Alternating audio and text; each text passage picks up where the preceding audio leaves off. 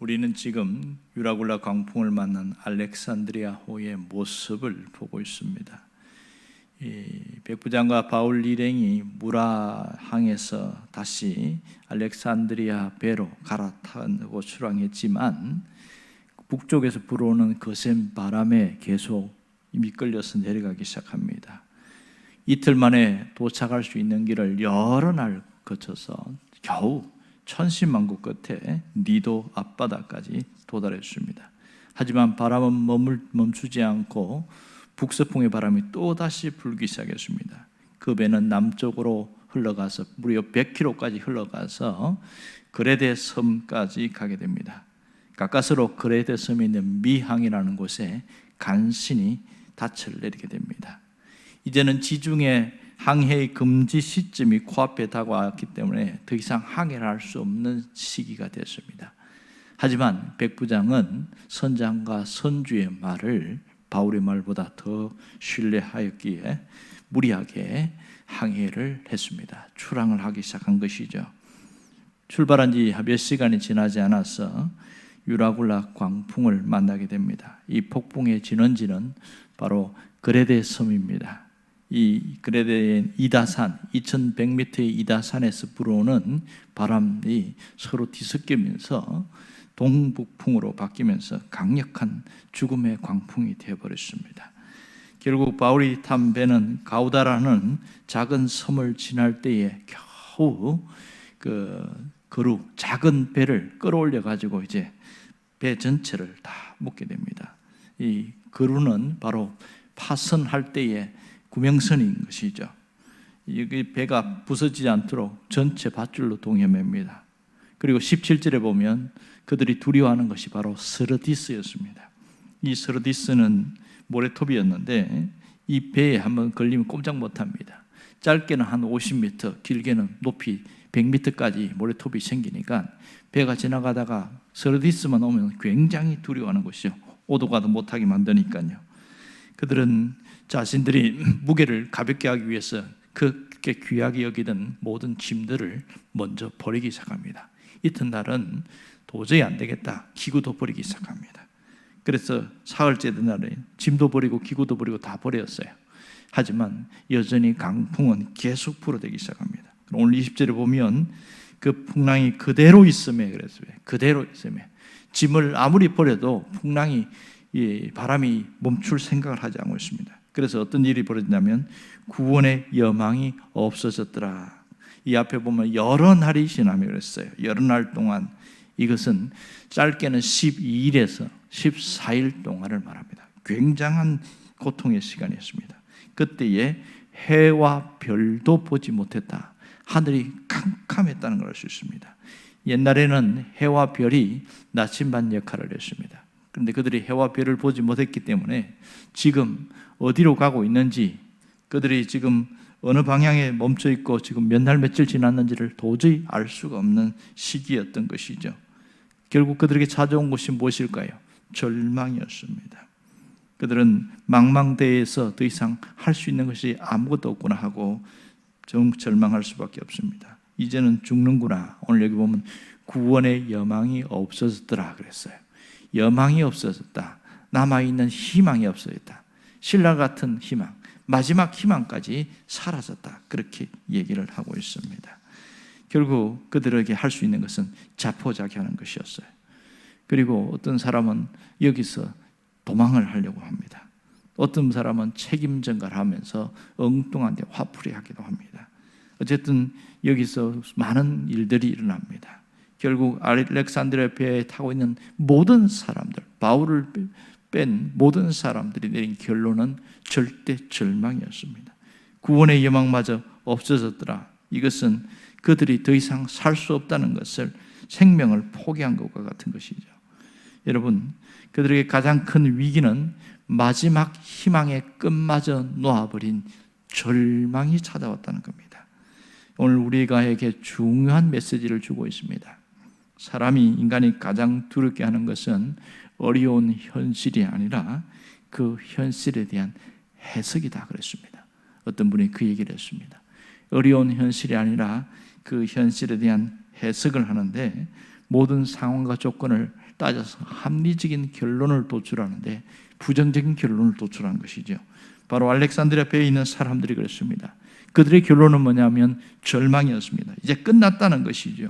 절대 절망이 그들에게 들어왔을 때는 모든 것을 놓아버리게 되었습니다. 이 깊은 절망의 나락으로 빠지면 사람은 그 절망 때문에 죽어간다, 그런 얘기를 합니다. 우리가 알듯이 절망은 그 어떤 것도 바꿀 수 없습니다. 한 20년 더 됐네요. 2002년에 출간돼서 베스트셀러로 사람들에게 이렇게 인기가 있었던 책 중에 폰더시의 위대한 하루, 이런 게 있습니다. 이 책은 수많은 독자들에게 별점 5개를 받을 정도였습니다. 감동적이다, 눈물이 난다, 가슴에 벅찬다, 이런 찬사를 아끼지 않은 책인데요. 이 책은 뭐냐면 데이비드 폰드라는 사람이 하루 동안에 겪은 이야기를 적어 놓은 겁니다. 이 폰드 씨가 어떤 일을 겪냐면 자신이 다니던 회사가 인수합병 되면서 해고를 당합니다. 결국은 실직자가 돼서 7개월이 지났는데 갚지 못한 자동차 할부금, 밀린 밀세, 밀린 월세가 있고, 은행의 잔고는 바닥에 놔버렸고, 설상가상으로 자기 딸이 병에 걸렸는데 수술비를 마련할 수가 없는 겁니다. 그가 할 수 있는 것은 아무것도 없습니다. 남아있는 것은 거추장스러운 몸뚱아리 뿐이었던 것이죠. 그때 생각났습니다. 자신이 생명보험에 들어놨다는 것이 비로소 생각났습니다. 지금 죽으면 내 딸의 수술비는 마련할 수 있지 않겠는가 하고서 이 차를 몰고 나갑니다. 그래서 악셀레터를 밟고 강하게 밟고 가는데 그만 정신을 잃어버립니다. 그러면서 역사 여행을 하게 되는데 그 절망 끝에서 역사 여행을 하면서 7명의 역사적 인물들을 만나기 시작합니다. 근데 네 번째 만난 인물이 누구냐면 콜럼버스였습니다. 이미 자신이 알고 있는 사람이었죠. 그러니까 직접 과거로 돌아가서 역사에서 만난 그런 사건의 이야기를 하고 있습니다. 그러니까 콜럼버스가 항해를 하는데 64일이 지난 때였습니다. 이때에는 거의 물도 떨어져 가고 식량도 얼마 남지 않고 폭풍이 계속 몰아치고 있고, 또 배 안에서는 어떤 일이냐면 폭동이 일어났습니다. 우리가 더 이상 이대로 항해 못한다, 돌아가자, 그렇게 하면서 콜럼버스 죽이고 돌아가자, 이런 얘기를 합니다. 자, 그때에 콜럼버스가 그들에게 서서 일어나서 설득을 하기 시작하는 내용이 있습니다. 그는 이렇게 말합니다. 우리가 가지고 있는 식량은 열흘 분밖에 안 됩니다. 지금 돌아가도 우리는 가다가 더 이상 돌아가지도 못하고 버티지 못하고 죽게 될 겁니다. 그러면서 그는 계속해서 이런 얘기합니다. 망설임은 전능하신 하나님께서 우리 앞에 기적을 이루시는 것을 방해하는 겁니다. 하나님께서 기적을 이루시려고 해도 우리의 망설임이 있다면 하나님께서 그 기적을 나타낼 수가 없습니다. 이제 되돌아가는 일은 없습니다. 오직 앞으로만 나아가는 겁니다. 이렇게 얘기를 했습니다. 그리고 나서 그가 얼마 지나지 않아서 신대륙을 발견하게 되어집니다. 여기서 강조하는 것은 그럽니다. 두려움과 망설임은 하나님의 역사를 방해한다. 여러분, 두려움과 절망은 하나님의 역사를 방해하게 됩니다. 오늘 우리의 삶에 문제가 생기면 두려움과 절망이 찾아옵니다. 하지만 이것과 믿음과 용기로 맞서기 시작하면 다시 일어날 수 있게 되는 것이죠. 여러분, 우리가 두려움과 절망과 맞서 싸울 수 있어야 됩니다. 그래야 살아날 희망이 생기게 됩니다. 오늘 사도 바울의 모습을 보십시오. 똑같은 상황, 똑같은 환경이었습니다. 하지만 죽음의 광풍 앞에서 바울은 꺾이지 않았습니다. 두려움과 절망에서 맞서 싸우기 위해서 일어났습니다. 그걸 어떻게 할 수 있습니까? 22절에 보면 그 말씀이 나옵니다. 이제 안심하라. 너희 중에 아무도 생명에는 손상이 없겠고 오직 배뿐이라. 이렇게 얘기합니다. 지금 해도 별도 보지 못했고 먹지도 못하고 죽을 고생을 하고 있는데 모두가 이제 죽나보나 합니다. 사도 바울도 그랬겠지요. 그러나 달랐던 게 뭐냐면 이 사도 바울은 그 순간에도 하나님께 기도한 겁니다. 그럴 때 하나님의 음성이 들려지기 시작한 것이죠. 하나님이 천사를 보내서 그에게 정확하게 이야기를 한 겁니다. 그래서 이 배에 있는 사람은 아무런 생명에 손상이 없을 것이다. 그 음성을 듣고 난 다음에 확신을 가지게 되어집니다.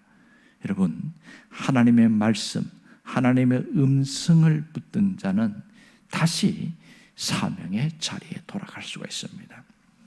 제가 아주 오래전에 쿠오바디스라는 영화를 본 것이 기억납니다. 쿠오바디스, 이 말은 주여 어디로 가십니까? 그런 뜻입니다. 그 영화 보면 로마의 원형 경기장에 잡혀있는 기독교인의 모습이 환하게 나옵니다. 한쪽 편에는 십자가에다가 기독교인들을 못을 받고, 남자들입니다 주로. 밑에는 화형할 수 있는 준비를 해놓고, 또 여자와 어린아이는 그 원형 경기장 가운데 모아놓고 있습니다. 8개의 문이 동시에 열리면 사자들이, 굶은 사자들이 덮쳐서 사람들을 죽이는 그런 끔찍한 일들을 네로 황제가 벌이고 있었습니다. 이때에 다른 제자들이 이 베드로에게 여기 있으면 잡혀서 끌려갑니다. 그래서 피신하게 만들었어요. 그 베드로는 얼떨결에 그 로마를 떠납니다. 그 중간에서 갑자기 주님이 나타나신 것이죠. 깜짝 놀란 거예요. 물론 환상 중에 있었던 일입니다만, 주님 어디 가십니까? 이렇게 말합니다. 코바디스, 이렇게 말합니다. 주님 어디 가십니까? 나는 로마로 간다. 깜짝 놀라는 거죠. 아니, 로마로 왜 갑니까? 다시 십자가에 못 박히러 간다. 이런 이야기하는 겁니다. 그때 베드로가 너무 충격을 받고 돌이켜서 로마로 향하기 시작합니다. 로마 원형 경기장에 가서 이렇게 말합니다. 사랑하는 성도 여러분, 우리에게는 천국이 있습니다. 지금이 끝이 아닙니다. 죽음을 두려워하지 마십시오. 그러면서 베드로는 거꾸로 십자가 못 박혀 죽습니다. 자, 그때에 성도들이 굉장히 용기를 얻습니다. 그렇지, 우리가 잊어버린 게 천국이지. 천국이라고. 누군가 찬양을 부르기 시작했습니다. 그 찬양은 정확하게 알 수 없지만 우리 식으로 이해하면 바로 이런 겁니다. 하늘 가는 밝은 길이 내 앞에 있으니 슬픈 일을 많이 보고 그렇지라도 하늘 영광 밝음 우리 앞에 펼칠 것이다. 뭐 그런 찬양이에요. 우리 찬송과 비슷한 내용입니다.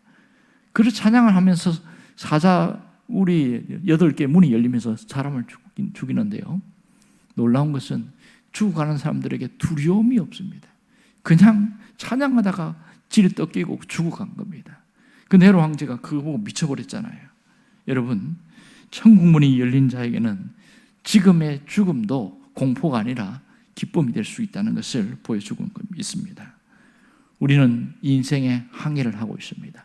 그들과 같은 핍박은 있지 않지만 눈앞에 있는 우리의 현실은 순풍만 부는 것이 아니라 때로는 폭풍이 몰아칠 때도 있습니다.